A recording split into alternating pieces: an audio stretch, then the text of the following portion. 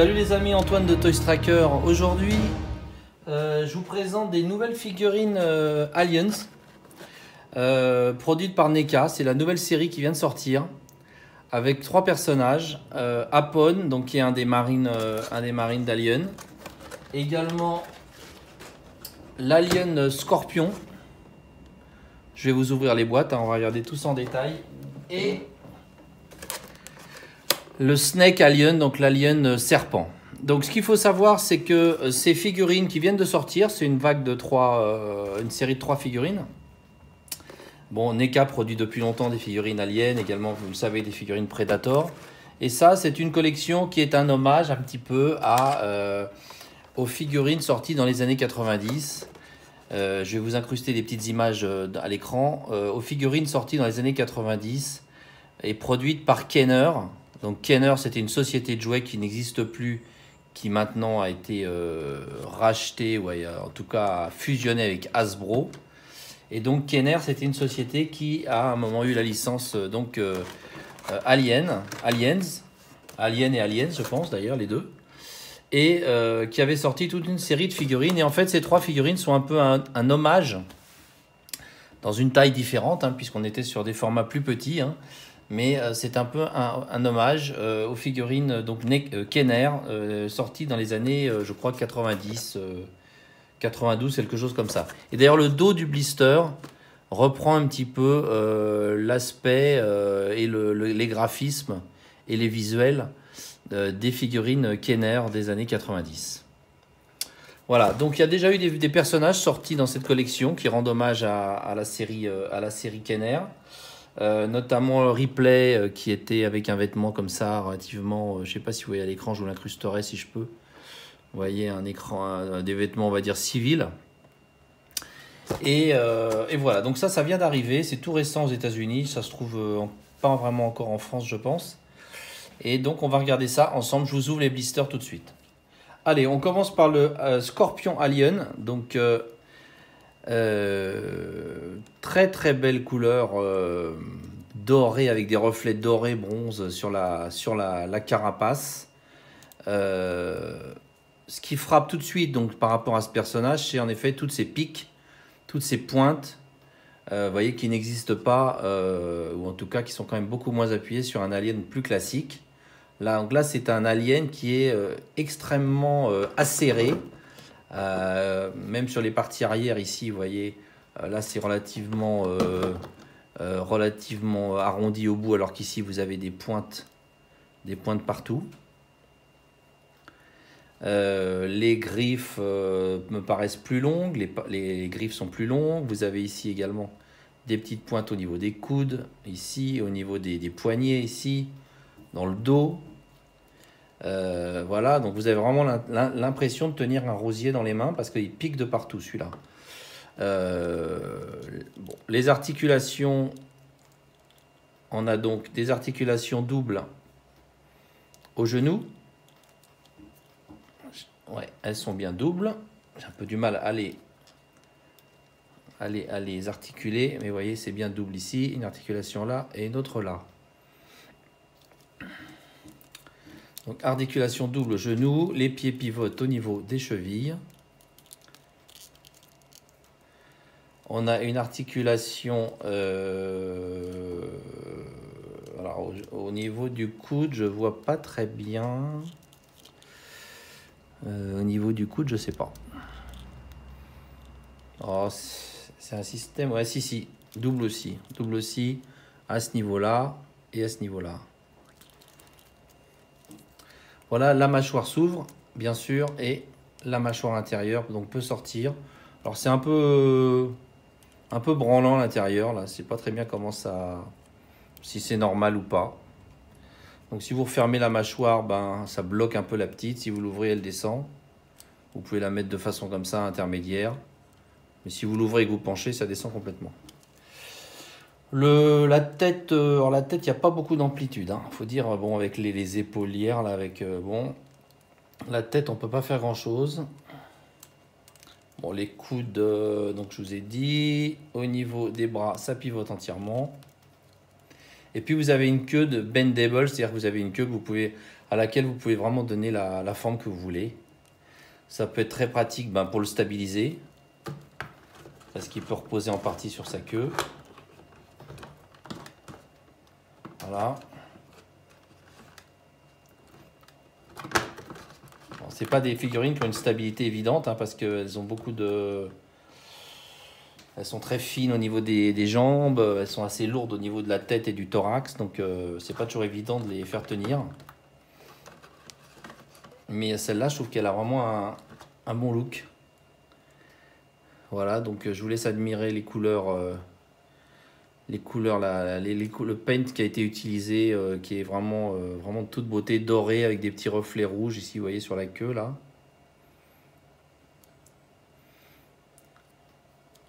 Donc très original par rapport à celle-là, par exemple, vous voyez, qui a une couleur beaucoup plus classique, beaucoup plus sobre. Par rapport à celle-là également, qui est la nouvelle, qui est sortie récemment, on voit aussi qu'ils ont fait qu'ils ont vraiment intensifié les reflets dorés et autres. Bon, après, il y a des pièces communes, je suppose, et d'autres qui sont rajoutées dessus. Mais il y a des moules, sans doute, qui sont réutilisés pour le corps de l'alien. Alors, c'est vendu avec un petit comics. Tout petit comic, minuscule. Que je vais regarder rapidement avec vous.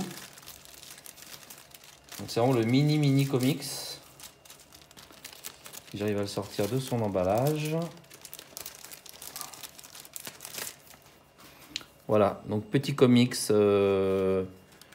Alors je sais pas si ça reprend quelque chose qui était déjà sorti ou pas. Bon. Il n'y a pas beaucoup de pages, il y en a, les illustrations sont plutôt sympas. Bon, enfin, il y a quoi? Il y a une dizaine de pages.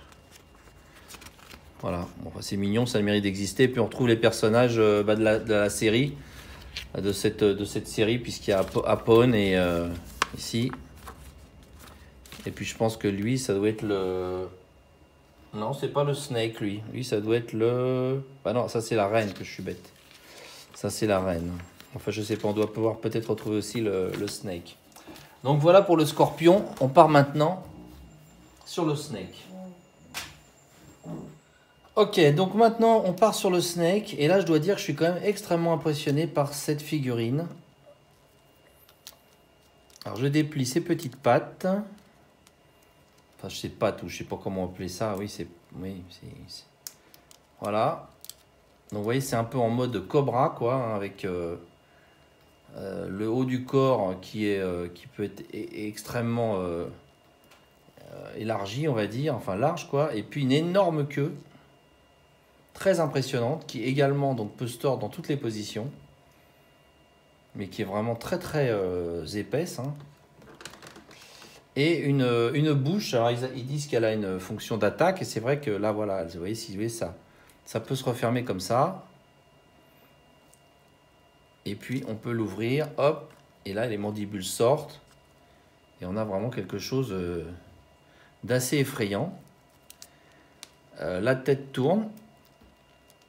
Bon, peut-être pas complètement, parce que ça va être gêné par le haut du corps.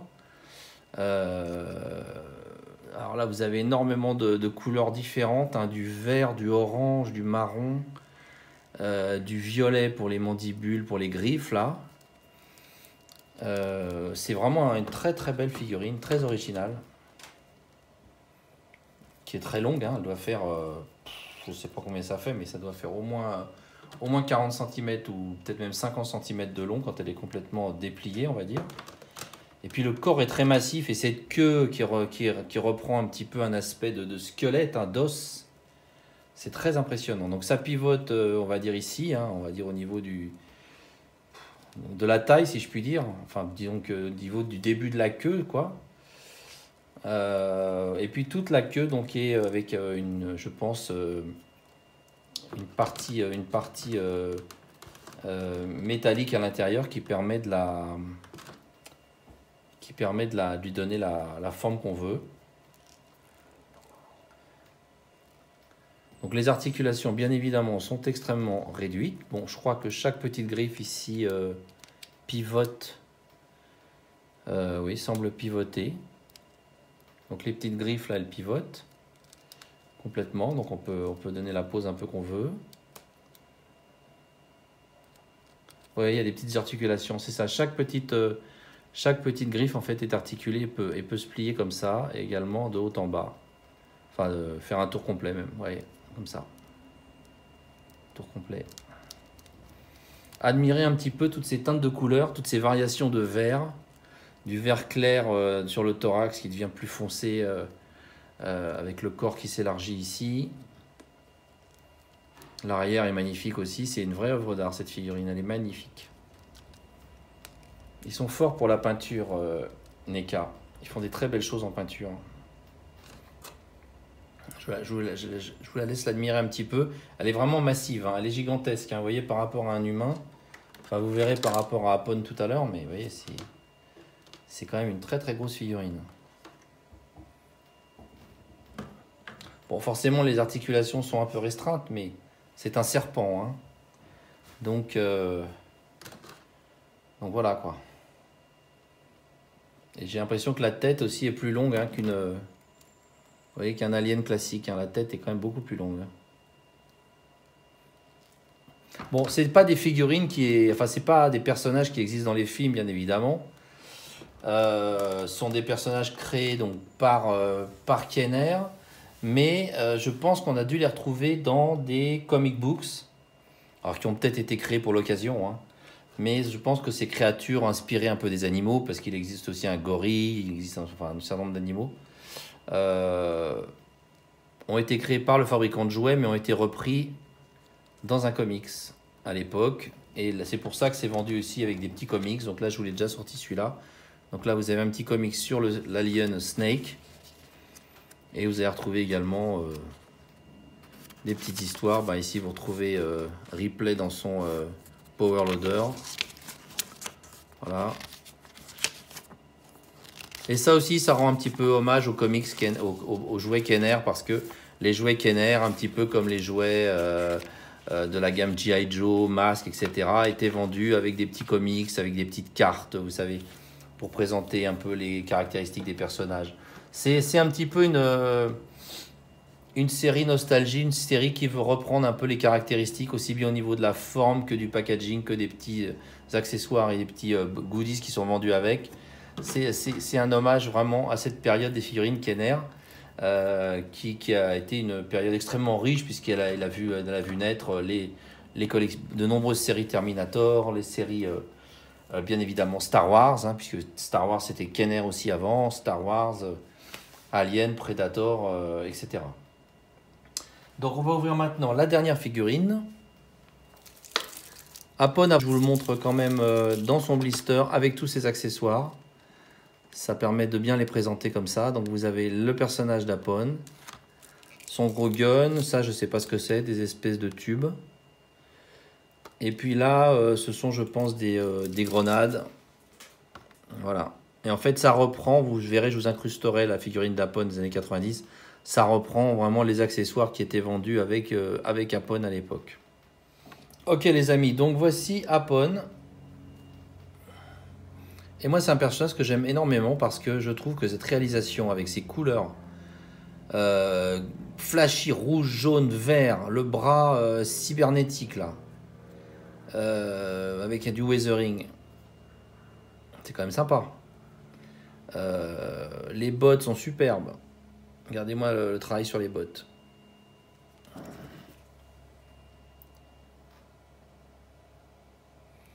Ils ont fait du beau boulot là. Ils se sont donné du mal. Et c'est vraiment un bel hommage à la figurine Apone des années 90, avec ce bras cybernétique qui est donc en partie articulé. Alors comment il est articulé? Je l'ai vu tout à l'heure en le sortant de la boîte. Bon, enfin, c'est un bras qui est articulé normalement, hein, avec... Et puis les parties là pivotent légèrement. Bon, c'est un petit peu articulé. Bon, je sais pas très bien. Je sais pas très bien dans quelle position c'est censé se mettre, mais c'est légèrement articulé. Et puis on a les articulations classiques du bras. Voilà. Donc là, par exemple, il y a un petit piston. Bon, vous voyez, ça coulisse dedans quand même. Donc il y a quand même un soin du détail assez impressionnant pour des figurines de cette taille.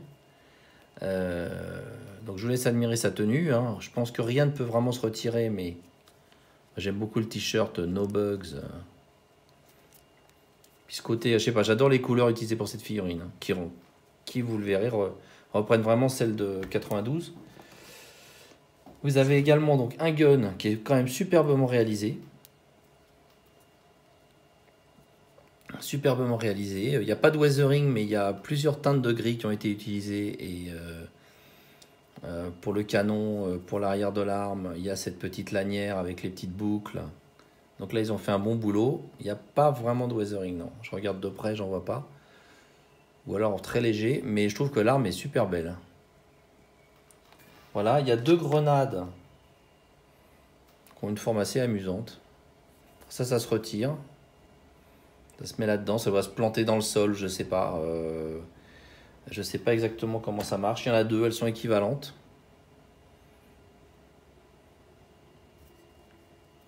Elles sont semblables, hein. C'est les mêmes. Avec le petit, la petite tête là, un petit peu... avec deux petits points argentés au bout là. Ça a un petit peu bavé d'ailleurs la couleur là. Et puis il y a ces 2 petits flexibles qui se plient, hein, dans tous les sens. Mais alors là, je vous avoue franchement, j'ai pas compris où ils se mettaient. J'ai pas compris où ils se mettaient. Donc il va falloir que je fasse des recherches. Il a 2 trous dans le dos là. Mais j'ai pas non plus réussi à mettre véritablement les petits flexibles dedans. Puis je vois pas très bien ce que ça m'apporterait. Mais ils sont pas à mon avis faits pour entrer dedans. Alors j'ai cru voir dans le petit comics que parfois il portait peut-être son arme comme ça. Mais ça me paraît quand même bizarre. Ça me paraît vraiment nul. Donc je pense pas non plus qu'il mette ses grenades dans son dos avec la tige là. C'est bizarre. Donc bien évidemment, on le voit pas comme ça dans le film. Hein. Apone, il a pas de partie cybernétique et il n'a pas de t-shirt jaune comme ça, ou pas que je m'en souvienne. Mais également, on le trouve dans un comics. Là, il est vendu également avec un mini comics. On le voit donc en tenue sur la couverture. Et puis bon, après vous avez quelques pages racontant une petite histoire où je suppose Apone intervient. Et vous voyez là, je lis en première page que dans la collection, il y a le gorilla alien, le scorpion alien, le snake alien, on l'a vu. Après, il y a tous les prédateurs aussi, le Predator, le Renegade Predator, le Spike-tail Predator, le Viper Predator. Voilà, donc bon, c'est un peu une collection hommage aux figurines à la fois Alien et Predator sorties de chez Kenner à l'époque. C'est vendu également là avec des petits autocollants. Donc je ne sais pas si je les mettrai parce que je vois pas trop où je vais les mettre non plus. Vu qu'il a déjà pas mal d'inscriptions et tout. Mais alors est-ce que ça c'est pour faire hommage aussi à... Ou est-ce que vraiment on peut les mettre? Je sais pas. Je pense qu'on doit pouvoir les mettre, ouais, le petit drapeau américain, etc. Le petit insigne d'Apone là qu'on peut peut-être mettre sur son torse. Bon, on verra. J'aime beaucoup cette série de 3 figurines hautes en couleur. Je trouve que le travail de peinture sur les 2 aliens, ils sont vraiment surpassés. Le Snake Alien, l'alien serpent, là, il a vraiment un look d'enfer, avec son énorme queue, toutes ces teintes de couleurs. Et encore une fois, Apone, j'adore aussi, là, avec son t-shirt jaune, sa casquette rouge. Voilà les amis, bah écoutez, j'espère que cette petite review vous a plu et je vous dis à bientôt. Ciao!